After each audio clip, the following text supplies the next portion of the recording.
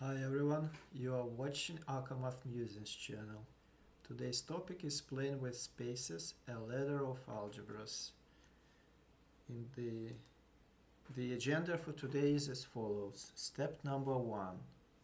So in previous video we introduced this triangular operation and it allowed us to build a new algebra with multiplication and triangular operation. So I just want to show now that it is possible to build another operation, let's say square, on top of triangular operation. And it is possible to build it up and up and up. There is very straightforward procedure how we can proceed and introduce more operations and combine our algebras one on top of the other. The next step will be about considering the operations that arise in this way and consider them from the perspective of alternative to classical hyperoperations. We'll compare my operations and hyperoperations and show advantages and disadvantages of each. Next step will be about not only stepping upwards, so if we consider the row of operations, plus, multiply, triangle, square, etc., etc., I would just want to show that it's possible to go in the opposite direction and to find an operation that preceding plus, and then find an operation that preceding the predecessor of plus, and so on. But this will be only an introduction to this topic. So the next time I will show you exact formulas how to go down in this ladder of algebras. And at the end of video there will be a bonus, some useful computation that will be carried on in the space of multiplication and triangular operation. And I want to declare, or just to inform you, that next video will be about these operations that precede plus operation, and then I will consider identity elements. So each operation that we introduce has its own identity element. And today I will be completely ignoring the topic of these identity elements, how I choose them, why they're different, how to choose them in reality, and so on. I think I have some answer to these questions and I will show them in the next video. So today I can just ignore this topic completely. So let's start this journey. Stacking algebras up. I want to go back to the videos, to the series of these videos, to the first one where we considered plus operation and what we did with it. We somehow started to look at it from the perspective of this head operation. So it became our standard plus operation, and we introduced dual plus operation, and we glued them together in a system within multiplication operation, right? And we built sort of this kind of a system. I call it algebra. It is not rigorously shown that this is algebra, like classical term used in mathematics. I think it can be expanded to that, but for now I just call it algebra because it includes two operations and they just follow some nice rules like distributive law and commutative law, and they have identity elements. So I call these spaces algebras. So then on the next the previous video what we made, we basically did the same trick with multiplication operation. We just said let's it be some form of a standard multiplication operation. We introduced a dual multiplication operation, and we showed how to define triangular operation and how to glue this all together in another algebra. And we did it completely same way as we did for plus and multiply. We did same way for multiply and triangle. So I just claiming here that we can go on and we can take triangular operation, we can consider it as a form of a standard triangular operation, and then introduce a dual triangular operation, and then introduce some new new operation square that will glue together these ones, and we can go on forever in this direction. So let me just now draw another diagram where I will only use the standard operations with hat on top. So plus and multiply and triangle and square, and there can be more operations. Just symbolically I will draw a pentagon, and each of these operations, they are somehow coupled together, right? Like this, like this, like this, like this, and so on. Each of these operations also have identity element 0 here, 1 here. We agreed that there is some arbitrary choice for identity element for triangle. We choose 2. We could choose other numbers. That topic of the next video. And for square it will be 4, etc. The other I will not show right now. So why this is stacking algebras? It is because each of these like spaces that include 2 operations, they are similar to the algebra, to the first one that include plus and multiply. So, and these algebras, they intersect in one of operations. So there is intersection in multiplication operation, that's something in common. Then there is a triangular operation that is intersection of 2 algebras, and so on. So this is why I call it stacking. And now just let's work through the formulas, how recursive formulas, how we can just build these operations on top of each other. So if you remember, we introduced triangle operation in this form. So we use AB, and we say that we need to move to a power form of this. So we say it, let's say we have 2 to the power log 2a, 2 to the power log 2b. This was considered in previous video, and we then say that triangle operation will multiply these powers, so it will be 2 to the power log 2a multiplied to log 2b. And if we recall, these were like standard multiplication operations, not duals. If we recall what is a multiplied by b, we were considering it as 2 to the power log 2a multiplied by 2 to the power log 2b, and we were saying that it's the same as log 2a plus log 2b. So you see here that some sort of recursion already. We define a triangle in form of multiplication. We define it multiplication in form of addition. So we can do the same trick and say that let's define a square b as 2 log 2a square 2 log 2b, and let's define it as 2 to the power log 2a triangle log 2b.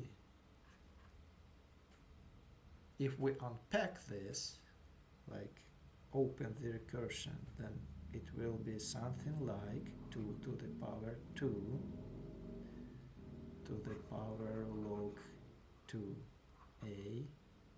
Triangle is expressed in form of multiplication, so we will have multiply. Sorry, I forgot one additional log. It will be log 2 of a multiply log 2, log 2, b. Again, we can unpack this multiplication and we will get 2 to the power 2 to the power 2. 3 times log 2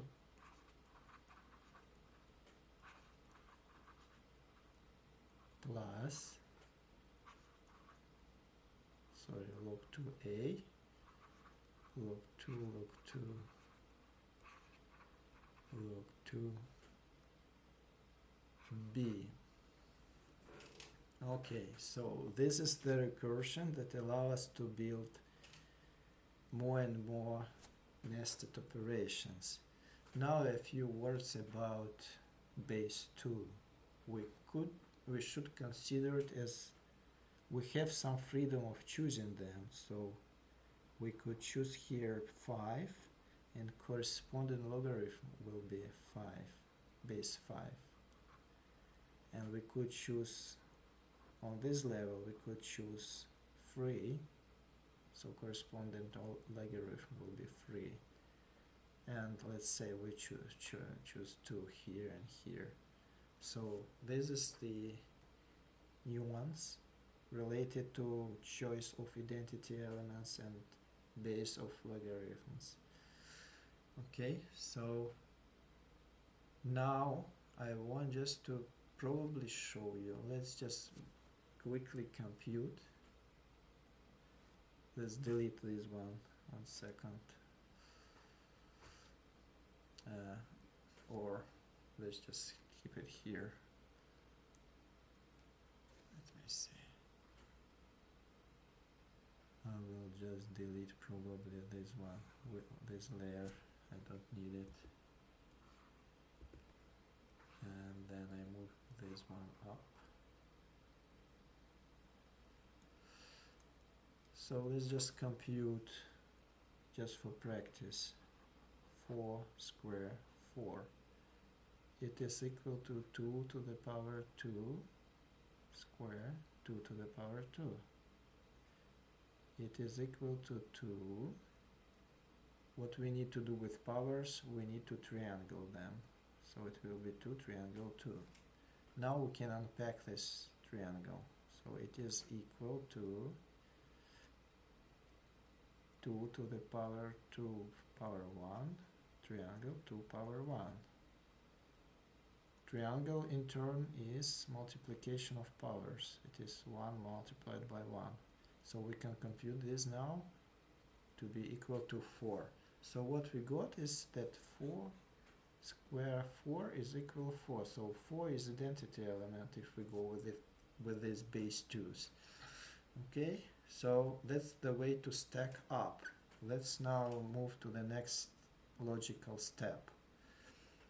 Alternative to hyperoperations. So we introduced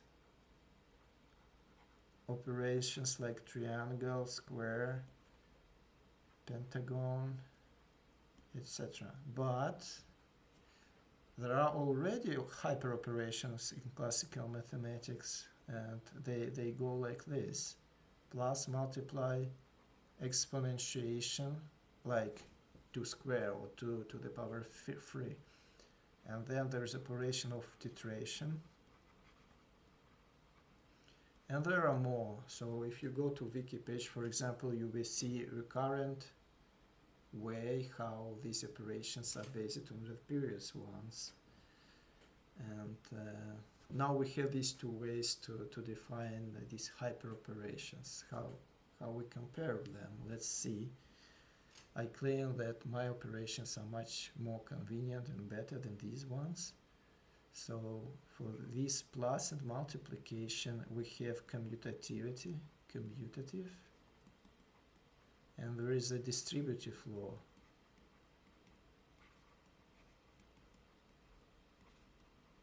And they form what in mathematics called algebra.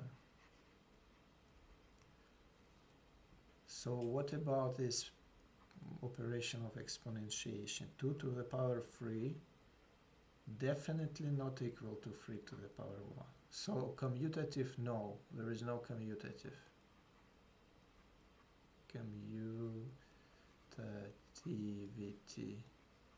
no commutativity. Okay, so distributive law, let's check. 2 multiplied by 3 to the power 3, it is equal to the power 3 multiplied to 3 to the power 3. That's okay. Okay. But if we do the other way, so if we take 2 to the power 2 multiplied by 3, this is not equal to 2 to the power 2 multiplied by 2 to the power 3. This is not equal. You can just check it. So distributive law works like on 1/2. Okay, in general it doesn't work, it just works one way, but not from the right side. So this is about power. What about tetration operation? Tetration operation is something that is, I will denote it like this, 2t3. It is, by definition, is 2 to the power 2 to the power 2. Clearly this is not equal to 3 to the power 3, so no commutativity. No commutativity. Distributive law, let's check. 2 to the power 3 tetration operation 3. So from one side it's equal to 8 to the power 8 to the power 8, if we first compute what is inside parentheses. From the other side, is it equal to 2 to the power 2 to the power 2, 3 to the power 3 to the power 3? It is not equal, so this distributive law doesn't work. You can just compute this, just taking logarithm twice from the left and right side. You will see just easily that these two values are not equal, so no distributive law. No distributive law. And here as well.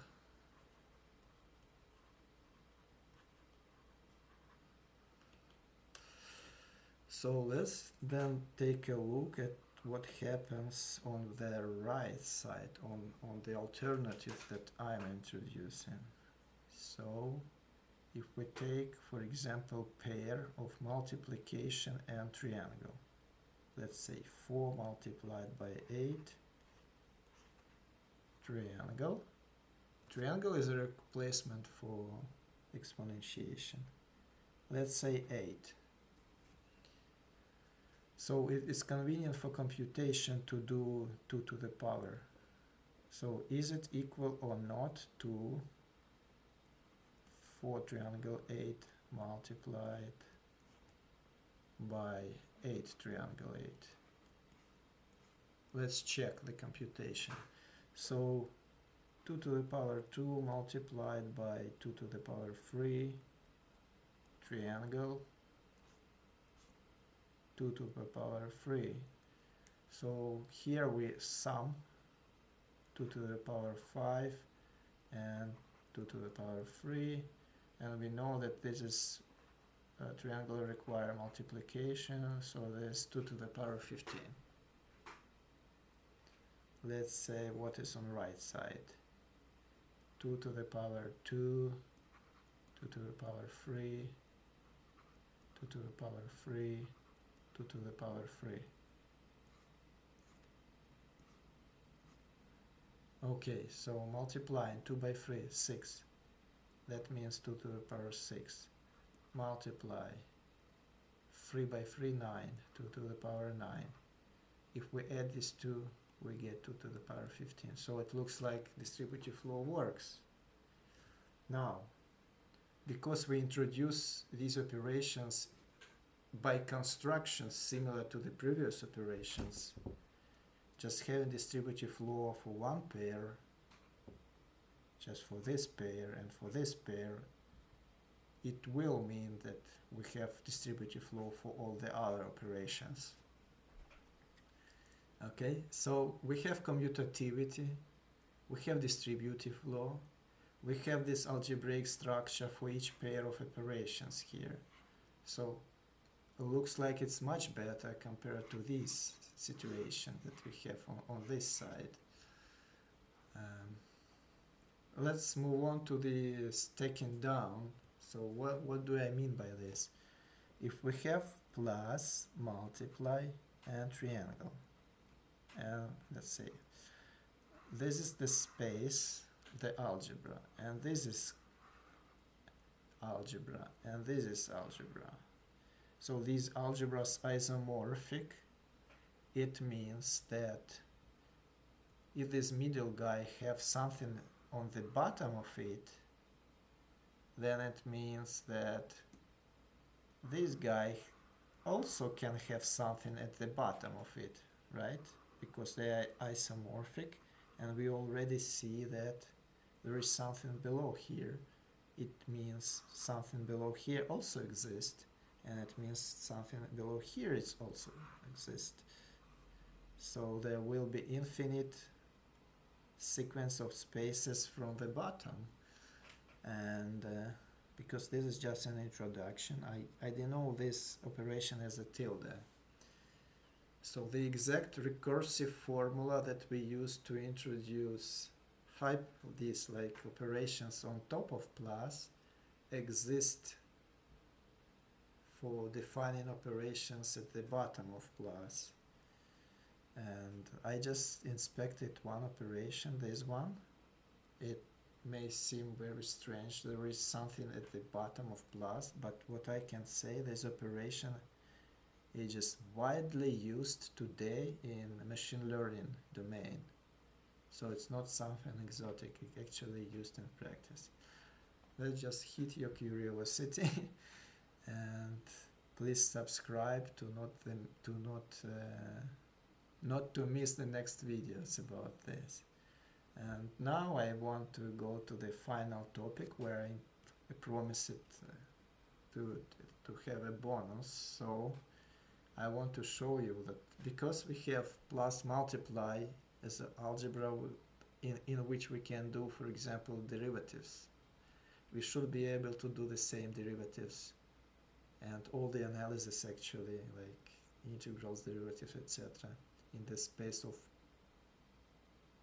or on the upper spaces of that ladder. So in this case, let's consider the space multiply and triangle. Okay, so derivatives in this space. Here I will, for analogy, have some expressions from this space, and on the right side I will have multiply and triangle. So what is derivative on the left side? It's something that we usually do, like limit x to h heading to 0, and we have f of x plus h minus f of x divided by h. Okay, and let's consider, for this example, we'll consider a function 5x cubed. This function uses multiplication only, there is no kind of addition here. So we can try to analyze it from perspective of this multiply and triangle space. So let's try to define similar expression by analogy for this limit. So I will denote it like this. I will say that derivative in triangular sense of 5x cubed by dx equal to a limit h heading to, so 0 is identity element for plus. In our case we need to take identity element for multiplication, it is 1. What is f of x x plus h. Let's have this fraction sign in sense of triangle. And then x plus h has to be replaced on x multiply h. So we will have 5xh cube. Instead of minus on the left side, we need to have division. F of x is just 5x cube. On the bottom we have h. So let's compute what is it. Its limit. Division in the sense of triangle. 5x cube disappears. We have h cube on the top and h on the bottom. H hidden. Why do I say infinity? H hidden 1. So now we need to unpack a little bit what is division in terms of triangle. Okay, so let's have some space here maybe for this. So we have something that we denoted as division by h. So let's say this value is x. It is equal to x. And by definition, we need to find such x that x multiplied by h equal identity element for triangle. I will denote it as E, identity element for triangle. And I will also use abusive notation. Instead of writing log E, some number, A, I will just for simplicity replace it with ln. But we keep in mind that E is not natural logarithm, Euler number, and ln is not natural logarithm. It's just a kind of abusive notation. I imply that E is identity element. So what does it mean? It means that e to the power ln x triangle e to the power ln h should be equal to e to the power 1. Again, triangle is multiplication of powers. And so we have to have ln x multiplied by ln h equal to 1. This means that x equal e to the power 1 over ln h. So this x is multiplying by this x is equivalent to dividing by this h in a sense of triangle. Okay, this is what we want to remember. So let's come back to this limit. It's equal limit h to 1 h cube. Now we multiply in a triangular sense to e to the power 1 over ln h. This is equal to limit e to the power ln h cube triangle e to the power 1 over ln h. So what we can do here, we can move this 3 here. And because triangle is replaceable with multiplication in the power, we get this. Here we have these two annihilate.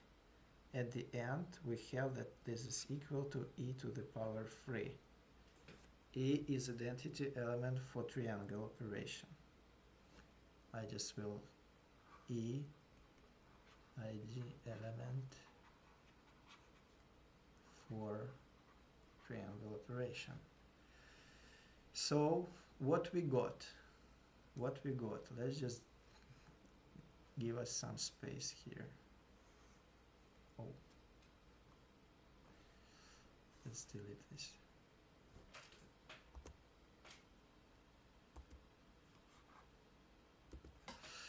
Okay, great. So we got that derivative equal 5x cubed. When we took derivative in sense of triangle, we got 3, e to the power 3. Is it unexpected or not? Let's show that this is actually what we should expect.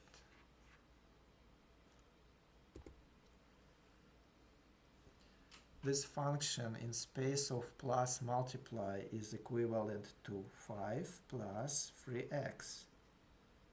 If we take derivative in a classical sense, we get 3. What is 3? 3 is 1 plus 1 plus 1. Here we use plus operation and we have identity element of multiplication. So e to the power 3 is e multiplied by e multiplied by e. So we agreed that we want to replace plus with multiplication, and this is what happened. And we agreed that instead of identity elements for 1, for multiplication, we want identity element for triangle, which is e. So it's completely equivalent to 3. So we performed computation. We show that it is exactly like matching expressions in that space, matching expression in that space. And now the question is, what if we have, let's say, 2x cubed plus 5x to the power 4? What is the derivative of this in triangular sense? This is something new, and it didn't exist previously in classical mathematics, because if we transfer this expression to the previous space, to the space of plus and multiply, we would be required to use that tilde operation. So the expression involves all 3 operations. It involves plus, and it involves multiply and triangle, and we are forced to do a computation in this like combination of spaces. You can try to do it yourself at home. I never tried this before. I will try, and I promise I will give you my results in one of the next video. So this is it for today. Thank you for your attention. Please subscribe, hit like, share, and enjoy. Good luck.